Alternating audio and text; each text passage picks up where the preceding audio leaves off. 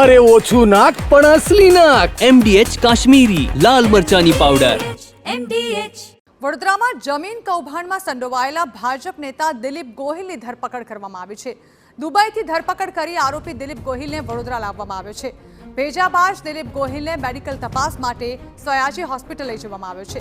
દિલીપ ગોહિલે ભાજપના કાઉન્સિલર પરાક્રમસિંહ જાડેજાને 1 કરોડનો ચૂનો ચોપડ્યો હતો. સુખલીપુરા ગામની જમીનમાં ગેરરીતિ કરી હતી અને ઠગાઈ આચરવામાં આવી હતી. સમા પોલીસ મથકે દિલીપ ગોહિલ સામે ફરિયાદ નોંધાઈ હતી. નગર પ્રાથમિક શિક્ષણ સમિતિના પૂર્વ અધ્યક્ષ છે દિલીપ ગોહિલ. તો દિલીપ ગોહિલ કે જેને દુબઈથી ઝડપી લેવામાં આવ્યો છે.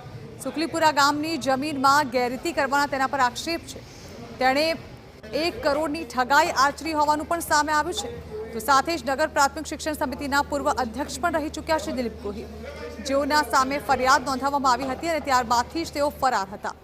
જે મામલે હવે આ ભાજપના નેતાની ધરપકડ કરવામાં આવી છે, જેમની ધરપકડ દુબઈથી કરવામાં આવી અને તેઓને હાલ વડોદરા લાવવામાં આવ્યા છે. આ અંગે વધુ માહિતી સંવાદદાતા અંજલિ ઓઝા આપી રહ્યા છે. અંજલિ, દિલીપ ગોહિલની આખરે ધરપકડ કરવામાં આવી છે. કઈ રીતે તેમની ધરપકડ થઈ અને આખો મામલો શું હતો જેમાં તેઓએ ઠગાઈ આચરી હોવાનું સામે આવ્યું હતું તે જણાવશો. બિલકુલ, સુખલીપુરા ગામની જમીનમાં ગેરરીતિ મુદ્દે ઠગાઈ કરી હતી અને આ જે દિલીપ ગોહિલ છે તે ભાજપના કાઉન્સિલર જે પરાક્રમસિંહ જાડેજા છે તેઓને 1 કરોડનો ચૂનો ચોપડ્યો હતો. આ સિવાય પણ તેમના વિરુદ્ધ અન્ય એક ફરિયાદ પણ થઈ હતી કે જેમને જમીન એક જ જમીન 2 વ્યક્તિઓને વેચી હોવાની વિગતો સામે આવી હતી, જેને લઈને છેલ્લા 2 મહિનાથી પોલીસ દ્વારા દિલીપ ગોહિલને પકડવા માટેની તજવીજ હાથ ધરવામાં આવી હતી.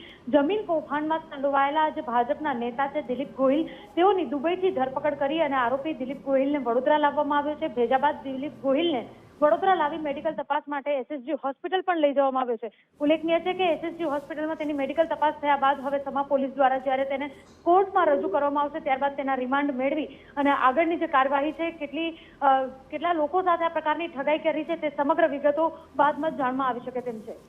બિલકુલ અંજલિ, મામલો સામે ક્યારે આવ્યો હતો અને કેટલા સમય બાદ આ દિલીપ ગોહિલ પોલીસના સકંજામાં આવ્યો છે?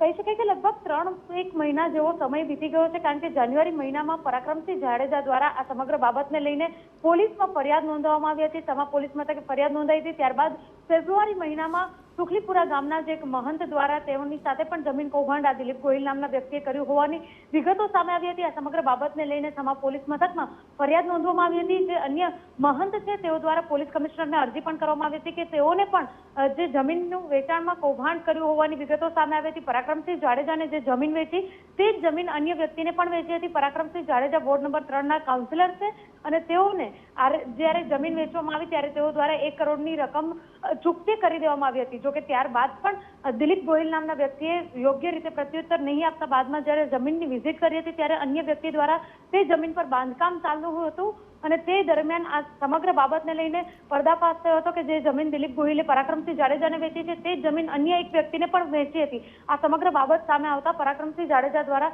સમા પોલીસ મથકમાં ફરિયાદ નોંધવામાં આવી હતી. જી બિલકુલ, આભાર અંજલિ.